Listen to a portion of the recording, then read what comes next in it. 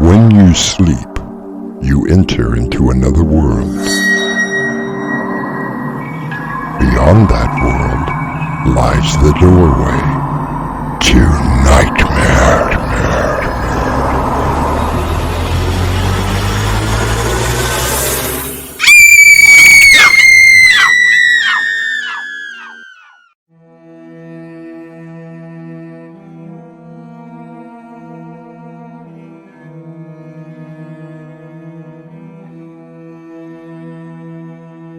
Come in. Welcome. I'm your host through the doorway to nightmare. John Burroughs once said, "I go to nature to be soothed and healed, and to put my senses in order." Personally, I find a casual walk through the woods to be peaceful and calming. The rigors of the city float away on the breeze. There are those, however, who would rather have their souls in turmoil. Oh, aren't the trees lovely this time of year, Elliot? I only came out here because I thought I might be able to talk some sense into you. Oh, the breeze, like a lover's kiss. It is simply a matter of a signature. All you have to do is sign the divorce papers. But isn't it just lovely to take a walk through the woods? Are you going to sign the papers or not? Did you ever love me? Even for one precious moment? Just sign the papers, please. Not even for one solitary moment? Not even for one moment.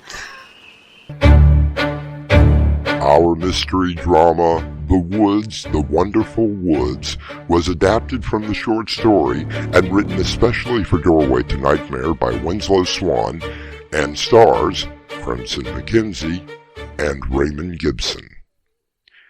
It is sponsored in part by Swanage Press. I'll be back shortly with Act 1.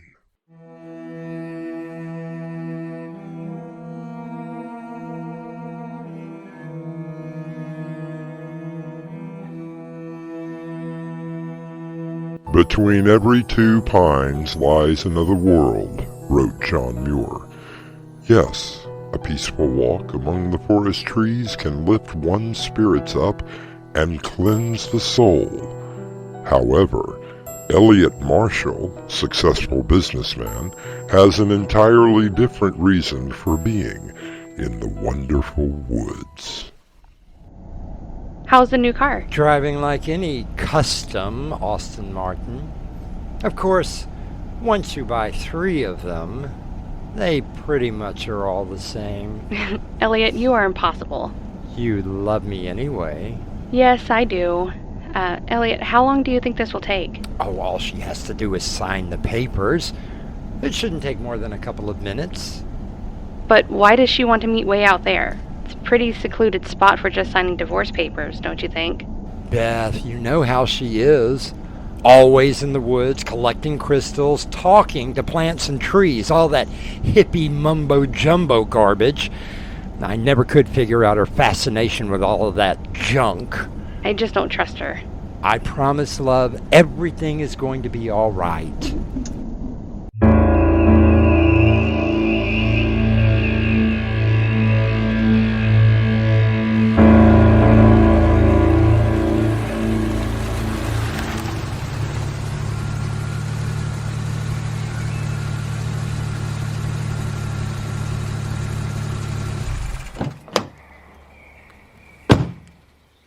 What godforsaken place? Rachel, where are you? I'm over here, Elliot. You picked a hell of a place to do this. Elliot, it's a beautiful place, a wonderful day. Well, I'm here. I brought the papers. I thought that maybe Come walk with me, Elliot. Rachel, I don't have time. Well, you've already made time for today. Okay, Rachel. Anything to move this along.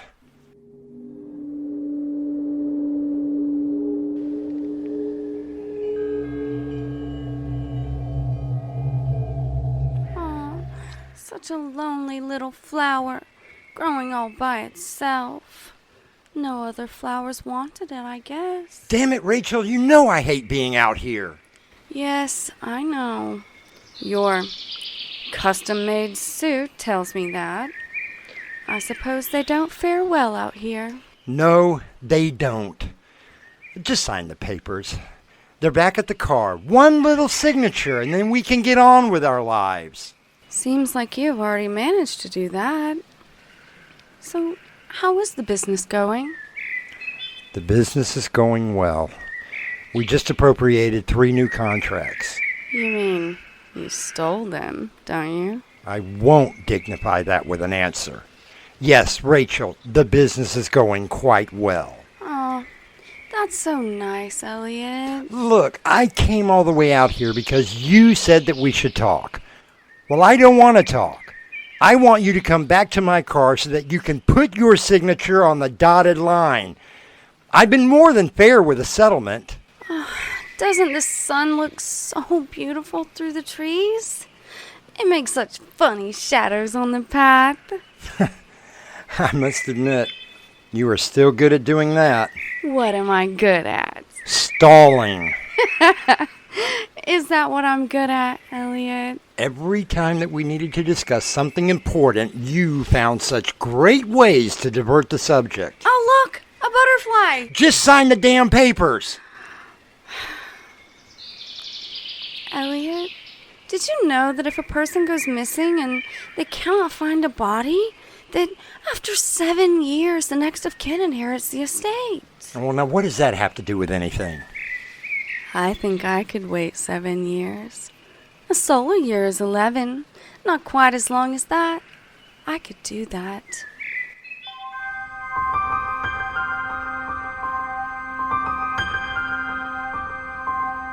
Rachel smiles as Elliot feels a growing sense of fear. She turns and continues her leisurely stroll through the woods, the wonderful woods.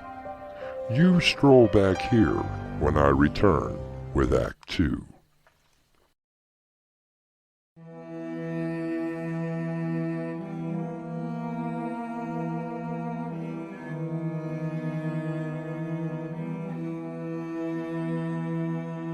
Elliot Marshall has driven out to the woods to meet with his estranged wife, Rachel, to convince her to sign divorce papers. Things have taken a rather ominous turn as we join the unhappy couple walking deeper into the woods. Where are we going, Rachel? You should really get out more, Elliot. It would do your health, heart, and soul so much good. And what was that crack back there about anyway? I don't know what you're talking about. There are people who know where I am at, Rachel. Don't think that I didn't take certain precautions. Oh, I'm sure that you did. I'm absolutely positive that you left explicit instructions in the event that you do not return within a reasonable amount of time. I would expect nothing less of you, dear Elliot. Well, at least we understand each other about that. Just like I was absolutely positive that you told all those vicious lies about me. That was very naughty of you, Elliot. I don't know what you're talking about. Don't try to deny it, Elliot. You spread those rumors about me, telling everyone that I was crazy just because I liked to walk in the woods. And naturally, you added how I was screwing around on you, while we both know that it was you that was cheating. By the way, how is dear, sweet Queen Elizabeth? This is not about Beth. I think that I am being more than fair giving you a quarter of all of the assets. But I want it all, my love. Then take me to court. You would have to prove anything that you say about me. And I don't think that you can do that. Oh, sweet Elliot, that could possibly be true. Look, if it was your intention to bring me out to this desolate spot to kill me, bury my body somewhere, it won't work. Too many people know that I am here with you. Oh, precious. I have no intention of killing you. When I took you as my husband, I thought that it would be forever. Just like so many others, I was wrong. People grow apart, Rachel. It happens. 7 years.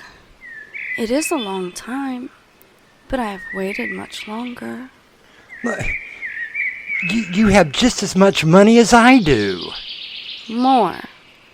Is that the only reason you married me in the first place? All right. I admit it.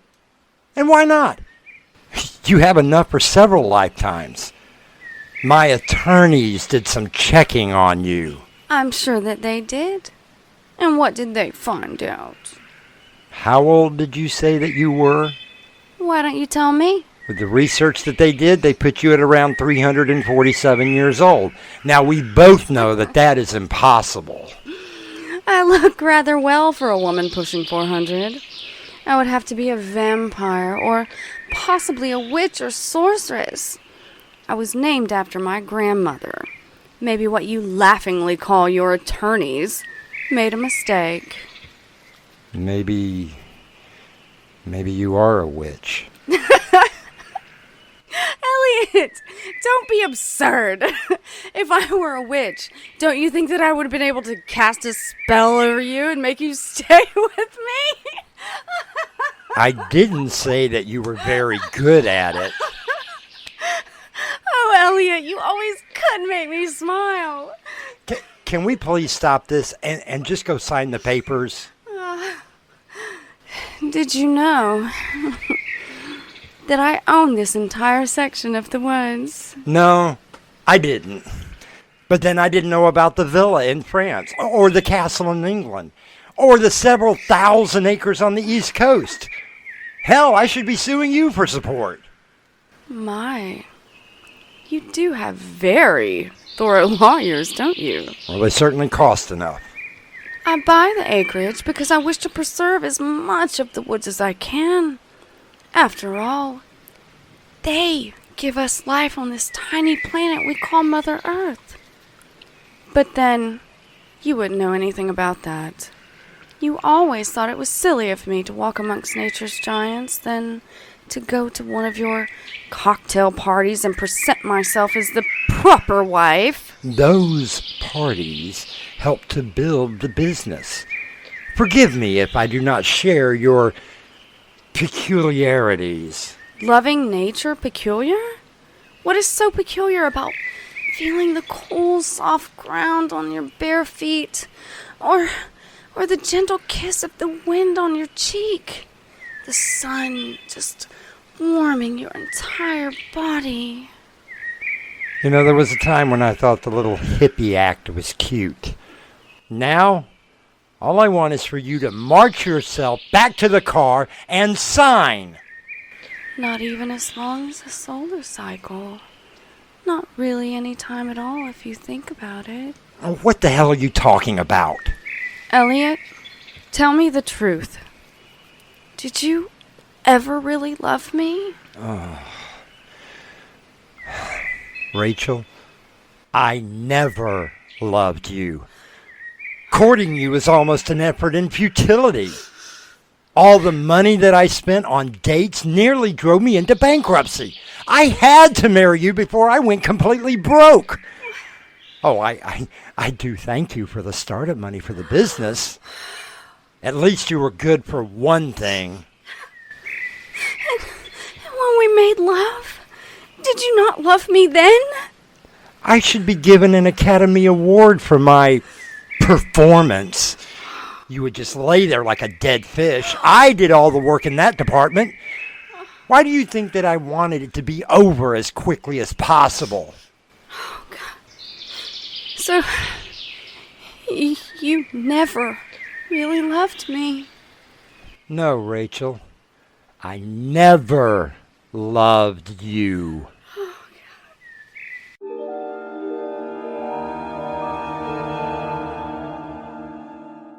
'Tis better to have loved and lost than to never have loved at all. So spoke Sir Alfred Lord Tennyson. But to find out that you were never loved can be the most devastating thing that the human heart can endure. Rachel has just found out that she was never loved by Elliot, and the darkness in her heart is growing. I'll return with Act 3 shortly.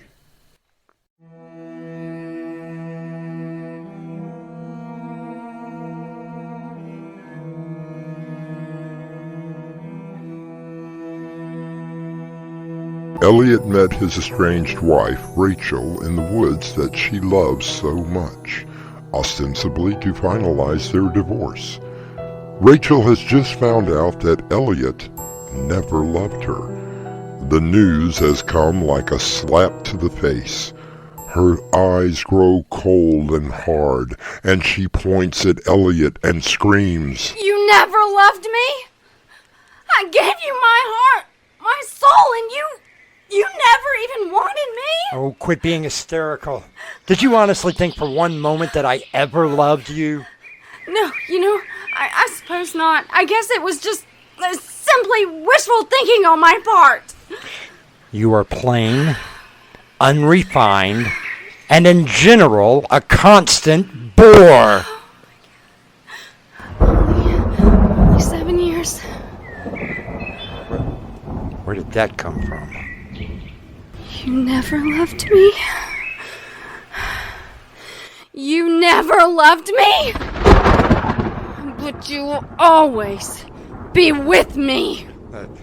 Looks like a storm's coming. Come on, let's get back to the car. Oh no, Elliot. Look around you. This is the perfect place for you. A small clearing in the middle of the woods. Yes. A perfect spot. Rachel, what are you doing? Oh my God. My feet, they're sinking into the ground. I can't get them out. My feet are buried in the ground. I can't move them. What the hell is happening to me? My legs? Something is crawling up them. Oh, yes. Is that vines? It feels like bark. What are you doing? You never loved me. You never loved nature. Now you will become a part of something that I love.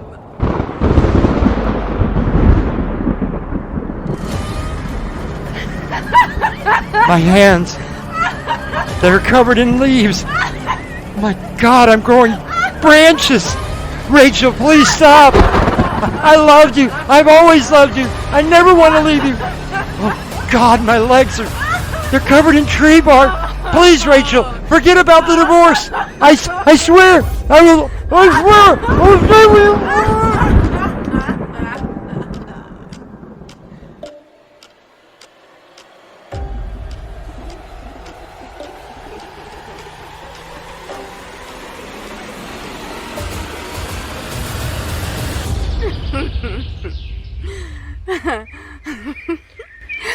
Elliot, can you hear me? I've given you a wonderful gift, Elliot. You will now have a greater appreciation for nature. You are now a part of the woods, the wonderful woods. Oh, you will remain here for a bit, feeling Mother Earth giving you the life force that you needed. You will feel every bird, squirrel, bug, and animal that makes its way to you. Imagine the staccato beat of a woodpecker as it pecks into you. The termites as they bore into you, feeding off of the marrow of your your bark, your wood. You will feel everything. From the rain, the sun, to the scratches of bears and squirrels that will make their home inside of you. Welcome to hell, Elliot.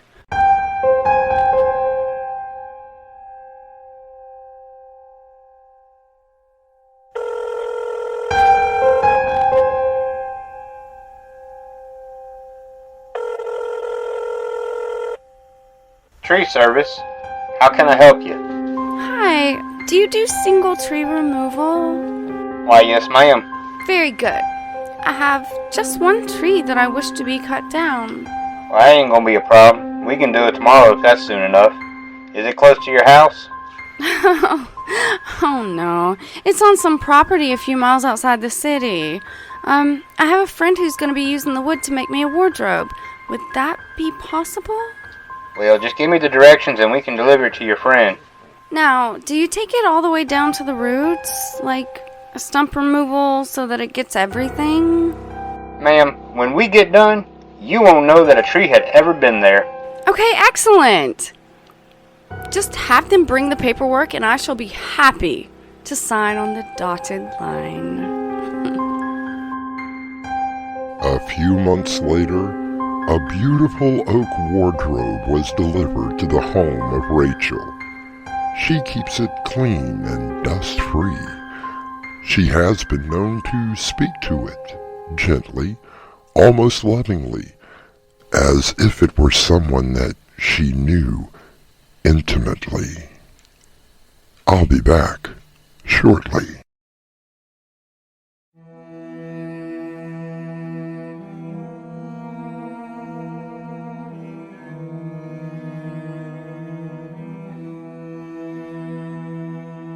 The scientist Carl Sagan once said, "Deep down, at the molecular heart of life, the trees and we are essentially identical." In Elliot's case, it's more true than he could have ever imagined. Our cast included Crimson McKenzie, Raymond Gibson, Patience Adams, and Mark Wheeler. The entire production was under the direction of Winslow Swan. And now, a preview of our next tale. I'm never going to pass. No, Fred. You have to think positive, hon. Okay. I'm positive that I'm going to fail. Fred, you've been practicing for over a month now. You've almost got it all together, so just don't worry. But if I fail... You are not going to fail. But if I do, that means that I will have to leave. Doorway to Nightmare is brought to you in part by Swanage Press. This is your host, inviting you to return with us through the Doorway to Nightmare for another adventure into the world of your terrifying imagination. Until next time, slumber peacefully. Epilogue. The butler did it.